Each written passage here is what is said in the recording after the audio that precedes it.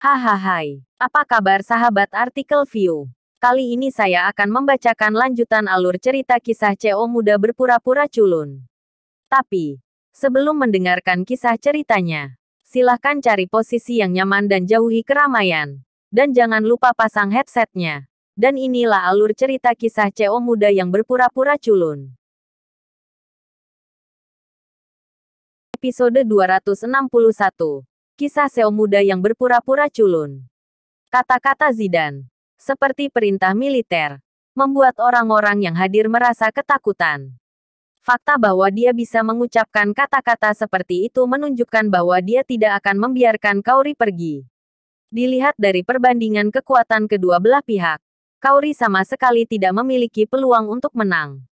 Keluarga Wijaya hanyalah perusahaan kelas 2. Tetapi grup perusahaan Zidan hanya di bawah Nicholas. Belum lagi ada beberapa orang dengan status tinggi. Mereka bekerja sama untuk mengubah lanskap bisnis di Bandung. Kecuali Nicholas yang tidak bisa terguncang, siapa yang tahan? Di mata banyak orang, perusahaan tidak berdaya. Dan di bawah penindasan Zidan dan yang lainnya, bagaimana bisa bertahan? Bahkan ada orang yang berpikir bahwa tindakan Kaori tidak sepadan. Hanya bodoh untuk mengambil keuntungan dari masa depan seluruh perusahaan untuk orang yang tidak berguna.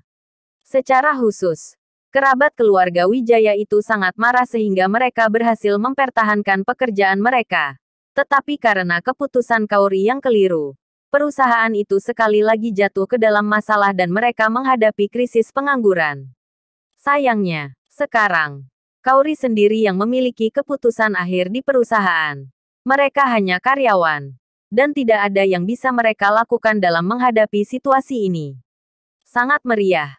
Aku tidak melewatkan pertunjukan yang bagus, kan? Sebuah suara yang akrab terdengar dari kerumunan.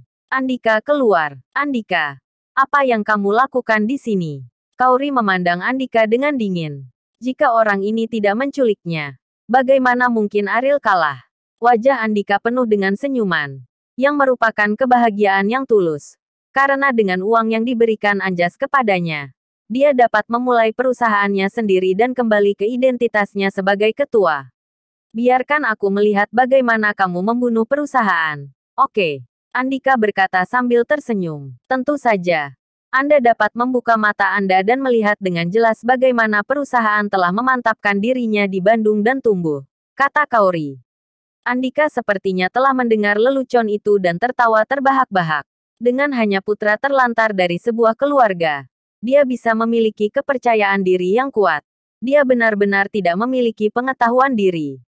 Kaori, kamu benar-benar percaya diri. Aku harap kamu masih bisa mengatakan hal seperti itu ketika perusahaan bangkrut, kata Andika. Bukan urusanmu di sini. Apapun di perusahaan tidak ada hubungannya denganmu. Sebaiknya kamu keluar dari sini, kata Kaori dengan dingin. Wajah Andika menjadi dingin. Biarkan dia pergi. Apakah Kaori memenuhi syarat? Dia sekarang memegang rantai modal dan dapat membuat perusahaan dengan ukuran yang sama dengan keluarga Wijaya kapan saja. Mengapa Kaori berbicara dengannya seperti ini? Kaori, kamu tidak mempertimbangkan konsekuensi dari kerabat ini. Tapi aku tidak bisa membiarkan mereka menderita bersamamu. Jadi aku di sini hari ini. Dan aku punya kabar baik untuk memberitahu mereka. Setelah Andika selesai berbicara, dia memandang kerabat keluarga Wijaya dan melanjutkan. Saya akan memulai sebuah perusahaan. Dan saya sudah mendapat 1 miliar dana. Jika Anda bersedia mengikuti saya akan memberi Anda status perusahaan yang sama. Begitu kerabat keluarga Wijaya mendengar ini, mereka langsung menjadi gelisah. Andika sebenarnya mendapat dana 1 miliar dan ingin memulai sebuah perusahaan. Mereka secara alami bersedia untuk dapat mengikuti Andika lagi. Anda bercanda. Apakah Anda benar-benar ingin memulai sebuah perusahaan? Bagaimana kamu bisa tiba-tiba memiliki 1 miliar? Ini bukan lelucon. Petik 2. Jika Anda benar-benar memulai sebuah perusahaan, kami pasti akan mendukung Anda. Pengkhianatan kerabat keluarga Wijaya lebih cepat daripada perubahan wajah. Dan mereka memandang Andika satu persatu dengan penuh harap. Tentu saja tidak bercanda. Beberapa orang melihat bakat saya. Jadi mereka bersedia berinvestasi 1 miliar dalam diri saya untuk dikembangkan di Bandung. Saya berpikir bahwa setiap orang adalah saudara. Makanya aku rela kasih kamu kesempatan. Kalau nggak percaya, lupakan saja. Andika berkata dengan acuh tak acuh. Aku percaya. Tentu saja aku percaya. Aku akan mengikutimu. Aku akan mengikutimu juga. Perusahaan yang rusak ini sudah lama ingin aku tinggali. Kauri tidak memiliki kemampuan kepemimpinan sama sekali. Perusahaan ada di tangannya dan akan hancur cepat atau lambat. Sekarang ada peluang bagus di depan kita. Mengapa kita enggan? Mendengarkan kata-kata semua orang, Andika tersenyum dan berkata kepada Kauri dengan bangga, "Sepertinya kamu tidak terlalu populer. Mereka semua ingin mengikutiku. Bajingan-bajingan ini. Kamu ingin mengambilnya. Aku berterima kasih." Kauri berkata sambil tersenyum. Dia tidak peduli dengan pengkhianatan kerabat keluarga Wijaya. Karena mereka adalah sekelompok orang yang tidak tahu apa-apa. Kecuali mencoba yang terbaik untuk menghasilkan uang di perusahaan. Kauri, apa maksudmu? Jika perusahaan hancur di tangan Anda, kualifikasi apa yang Anda miliki untuk menjadi ketua dewan? Kamu adalah generasi yang lebih muda. Kami adalah yang lebih tua. Saya tidak ingin peduli dengan Anda. Anda dapat melakukannya sendiri. Menyinggung Jiang saya akan menjadi hal yang paling disesalkan dalam hidup Anda. Sekelompok orang menuduh Kauri. Andika melihat situasi ini. Wajahnya senyum itu semakin kuat. Hei, Kauri. Kamu menganggap Ariel terlalu serius. Dia tidak bisa melakukan segalanya. Jadi kamu hanya menunggu dan menyesalinya. Melihat bagaimana idiot ini dapat membantumu. Andika menggelengkan kepalanya dengan ekspresi di wajahnya, dengan mendesah. Jika Ariel adalah anggota keluarga Wibowo, maka ini adalah sesuatu yang harus ditakuti. Andika tidak akan pernah berani melawan Ariel, tetapi dia telah ditinggalkan oleh keluarga Wibowo. Bahkan jika dia menghasilkan uang dari keluarga Wibowo saat itu, seharusnya hampir bisa digunakan sekarang.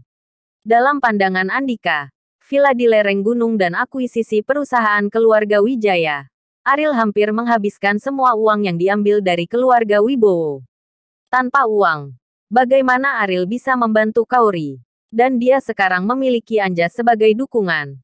Miliaran ini hanyalah investasi awal. Dia masih dapat menemukan cara untuk terus mendapatkan uang dari Anjas. Dengan begitu seorang pendukung, bukankah ini masalah waktu sebelum Ariel diinjak-injak di bawah kakinya? Andika, kamu baru saja merasakan manisnya. Jangan terlalu berpuas diri. Kamu harus tahu bahwa kamu adalah boneka, kata Kauri dengan jijik. Kata boneka menyengat hati Andika. Dia bisa berdiri tegak di depan orang lain. Tetapi dia hanya seekor anjing di depan Anjas. Tetapi dia tahu hal semacam ini sendiri. Dan dia tidak membutuhkan siapapun untuk mengingatkannya. Kauri. Bahkan jika aku boneka, aku lebih baik darimu, yang akan bangkrut. Apakah ada gunanya menjadi tangguh di depanku? Kata Andika, fakta akan memberitahu Anda siapa pemenang terakhir. Kata Kauri ringan.